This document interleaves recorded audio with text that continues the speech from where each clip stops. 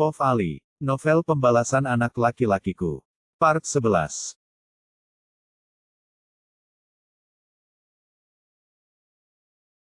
Akhirnya setelah perjalanan yang melelahkan aku sampai juga di ibu kota. Saat ini aku sudah berada di rumahnya Om Handoko, teman ibu. Di sini hanya ada aku dan Handoko juga beberapa pembantu, katanya ada anak Om Handoko juga yang tinggal di sini. Laki-laki seumuran denganku, tapi saat ini aku belum melihatnya, karena katanya dia lagi sibuk mengurus keperluan untuk melanjutkan kuliah. Aku meletakkan tas ranselku di lantai, dan merebahkan tubuh di atas kasur yang empuk. Kamar ini sangat bagus dan besar, tapi tetap saja aku merasa asing. Aku menatap langit-langit kamar yang bercat putih dan abu-abu tua. Mengenang semua mimpi juga impian yang pernah aku dambakan. Dulu, aku ingin sekali menjadi seorang mekanik yang handal. Memperbaiki semua mesin yang rusak, dan membantu sesama manusia. Tapi mimpiku kini telah sirna bersama waktu, melebur menjadi kepingan yang harus kukubur dalam. Aku mengusap wajah dengan kasar, bangun Ali, kamu kesini bukan untuk meratapi nasib yang malang itu. Ingat pesan ibu, jadikan setiap tempat sebagai rumah, setiap orang sebagai keluarga, dan anggap semuanya bermanfaat. Sebab hidup adalah pengembaraan tanpa persiapan. Aku memilih bangkit dari tempat tidur, lalu mengambil semua pakaian yang berada di dalam tas untuk kususun di dalam lemari. Setelah siap, aku mengambil handuk yang aku bawa dari rumah dan segera menuju ke kamar mandi untuk membersihkan diri. Setelah semuanya selesai, aku bergegas keluar kamar. Aku akan berkeliling sebentar, rumah Om Handoko berada seperti di dalam komplek perumahan. Jadi di sini sangat sepi, rumah-rumah di sini seperti tidak berpenghuni. Aku melihat jam di pergelangan tangan, ternyata masih jam 2 siang. Mungkin orang-orang di sini masih sibuk dengan pekerjaan mereka. Aku terus berjalan berkeliling dengan santai, Om Handoko tadi pamit untuk kembali ke kantornya. Katanya ada urusan mendadak, jadi katanya aku akan bekerja besok. Pakai acara mogok lagi, gerutu seseorang laki-laki yang kuperkirakan umurnya seumuran denganku. Dia terlihat sangat lelah dengan keringat yang hampir membasahi seluruh baju yang dipakai. Dia juga terlihat mencoba memperbaiki mobilnya yang rusak dengan membuka bagian depan mesin mobil. Mobilnya kenapa? Tanyaku menghampiri dia yang sedang istirahat di bawah pohon. Ini mobil gue mogok. Mana panas banget lagi, jawabnya seraya mengambil air mineral di dalam tas dan meminumnya hingga tandas. Boleh aku lihat? Tanyaku hati-hati, karena takutnya dia menolak bantuanku, karena bagaimanapun aku orang baru di sini. Boleh, emang lo bisa? Tanyanya lagi. Insya Allah, jawabku sambil melihat kerusakan pada mobilnya. Ada obeng nggak sama air? Tanyaku lagi, terlihat dia memperhatikan cara kerjaku. Ada, bentar. Dia bangun lalu sedikit berlari menuju ke komplek perumahan, lalu beberapa menit kemudian kembali dengan air mineral, dan juga membuka bagasi mobil mengambil beberapa peralatan yang lengkap lalu menyerahkannya padaku. Aku memperbaiki bagian mobilnya yang rusak, entah berapa lama kami di sini. Tapi yang jelas, dia sudah pergi lagi dan kembali dengan beberapa botol minum juga makanan. Coba aku hidupkan dulu ya, ucapku, lalu aku menstarter mobilnya. Alhamdulillah, ucapku sambil tersenyum karena mobilnya sudah bisa nyala. Wah, lo keren banget. Jarang-jarang ada yang bisa memperbaiki mobil gua, biasanya juga kalau gua bawa ke bengkel siapnya 2 atau 3 hari, ujarnya sambil menepuk pundakku. Dia terlihat sangat senang, beberapa kali dia menepuk pundakku. Dia juga menyalakan mobilnya untuk memastikan jika sudah tidak ada kerusakan lagi.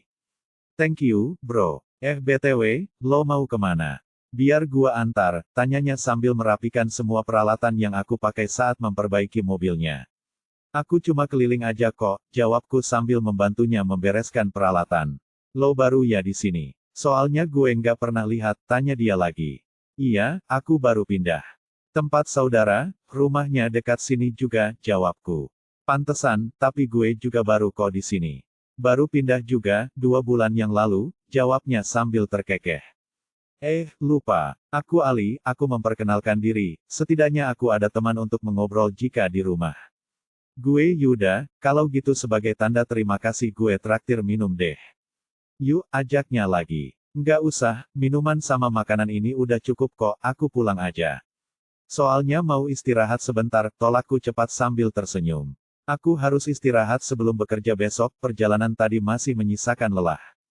Ya udah, kalau gitu. Gue antar, jangan nolak lagi, ucapnya sambil menyuruhku masuk ke dalam mobilnya. Iya, jawabku sambil tersenyum lalu masuk ke dalam mobil milik Yuda. Jadi ini rumah saudara, lo? Tanya Yuda saat kami sudah berada di depan rumahnya Om Handoko. Iya, mau mampir. Tanyaku balik. Sebenarnya jika dia mau mampir juga aku tidak enak sama Om Handoko. Enggak deh, gue mau langsung balik aja. Rumah gue enggak jauh lagi dari sini, ucapnya lagi. Ya udah, aku duluan ya, ucapku lalu turun dari mobil. Kami juga tadi sudah saling menukar nomor telepon. Karena kami sama-sama baru di sini, jadi setidaknya kami bisa menjadi teman. Kami seumuran, tapi dia memiliki nasib yang lebih baik dariku. Dia bisa melanjutkan pendidikannya dan mewujudkan mimpinya. Sedangkan aku harus rela mimpiku digadaikan demi keluarga. Hari ini adalah hari pertamaku bekerja di perusahaannya Om Handoko. Aku pergi menggunakan sepeda motor yang dibelikan untukku. Aku sangat bersyukur bisa diberikan kesempatan bekerja dan juga bersyukur karena bisa dipertemukan dengan Om Handoko. Dari kemarin aku belum sempat berkenalan dengan anaknya, karena aku berangkat lebih pagi jadi mungkin anaknya Om Handoko belum bangun. Aku harus berangkat lebih pagi, karena jujur aku tidak tahu di mana letak kantor tempatku bekerja. Aku hanya mengandalkan maps di ponselku, aku ketik sesuai alamat yang diberikan oleh Om Handoko. Sudah 20 menit aku berkeliling, tapi sayangnya aku belum juga bisa menemukan alamat yang tepat. Aku memutuskan untuk bertanya pada salah satu penjual yang ada di daerah ini. Maaf mas, permisi saya mau nanya alamat, ucapku sambil tersenyum pada salah satu penjual minyak eceran di samping jalan. Iya, mas. Silahkan. Mas, tahu alamat ini enggak? Tanyaku. Kemudian dia menjelaskan jika alamat ini ternyata tidak jauh lagi dari sini. Tidak lupa aku mengucapkan terima kasih lalu segera berangkat ke kantor. Aku sudah telat beberapa menit, ini tidak baik untuk kinerjaku selaku anak baru. Aku segera menuju ke resepsionis dan bertanya di mana ruangan HRD, sesuai yang diinstruksikan oleh Om Handoko aku harus melapor dulu ke bagian HRD. Tok tok tok. Aku mengetuk pintu ruangan kepala HRD, namun sudah beberapa kali ketukan sama sekali tidak ada jawaban dari dalam. Aku mencoba mengetuknya sekali lagi, mungkin dia tidak mendengarnya. Masuk. Akhirnya ada suara dari dalam yang menyuruhku untuk masuk. Segera aku buka pintu untuk masuk ke dalam. Permisi, Pak, aku mengucap salam dengan sedikit menganggukkan kepala. Betapa aku tercengang melihat siapa yang berada di depanku saat ini. Kamu, ngapain kamu kesini bocah tengil? Cerca wanita itu dengan menunjuk-nunjuk ke arahku. Saya kesini ingin menjumpai kepala HRD, jawabku santai. Silahkan duduk, ucap Pak Bagas, selaku kepala HRD. Aku mengetahui namanya karena sudah membacanya pada papan nama yang berada di atas meja kerjanya. Tapi untuk apa wanita itu di sini, apakah dia bekerja di sini juga? Tapi kenapa posisinya malah berada di samping Pak Bagas, sudahlah bukan urusanku. Saya mau memberikan berkas data diri saya, aku memberikan map coklat kepada Pak Bagas, lalu dia memeriksanya dengan cermat. Wanita itu melihatku dengan pandangan sinis, sepertinya dia sangat membenciku. Tapi, siapa dia? Mau dia membenciku atau tidak, itu sama sekali tidak berpengaruh terhadap kehidupanku. Oke, saya juga sudah diberi kabar oleh Pak Handoko. Nanti kamu minta salah satu karyawan di bagian HRD untuk mengantarkan kamu sesuai dengan posisi yang sudah ditentukan, berikan ini padanya ya, ucap Pak Bagas. Baik Pak, terima kasih, jawabku lalu bangun dari tempatku duduk. Kasihan orang miskin memang pantasnya bekerja. Bukan kuliah, sindir wanita yang sudah menjadi istri dari ayahku. Aku melihat tajam ke arahnya, tidak berniat sedikit pun untuk menjawab sindirannya itu. Aku hanya melihat dengan pandangan tidak suka agar dia diam sebelum aku menyumpal mulutnya dengan kertas. Kenapa lihat-lihat gitu? Nggak suka. Emang bener kan anak janda miskin memang nggak pantas berpendidikan tinggi, cibirnya lagi yang membuat darahku mendidih. Kamu kenal dia, Maya? Tanya Pak Bagas penasaran. Iya kenal lah, dia ini anak janda miskin dari kampung. Aku heran, kenapa perusahaan besar bisa menerima dia sebagai karyawan, ucap Maya sambil mencebikkan mulutnya. Dia rekomendasi. Oh, aku tahu. Dia pasti di sini bekerja sebagai OB kan? Hahaha, ejek wanita pelakor itu memotong ucapan Pak Bagas. Lebih baik jadi OB, asalkan uangnya halal. Daripada jadi penjajal selangkangan, ucapku sambil tersenyum sinis. Aku tahu dia ada, main dengan Pak Bagas, karena bekas lipstik wanita itu masih menempel di bagian leher Pak Bagas. Kancing baju bagian depannya juga berantakan, sama halnya dengan baju yang dipakai oleh Pak Bagas. Hei, jaga omongan kamu ya. Bentak wanita itu dengan melempar pulpen ke arahku. Jika saja bukan di kantor, rasanya sudah kucabik-cabik mulutnya yang busuk itu.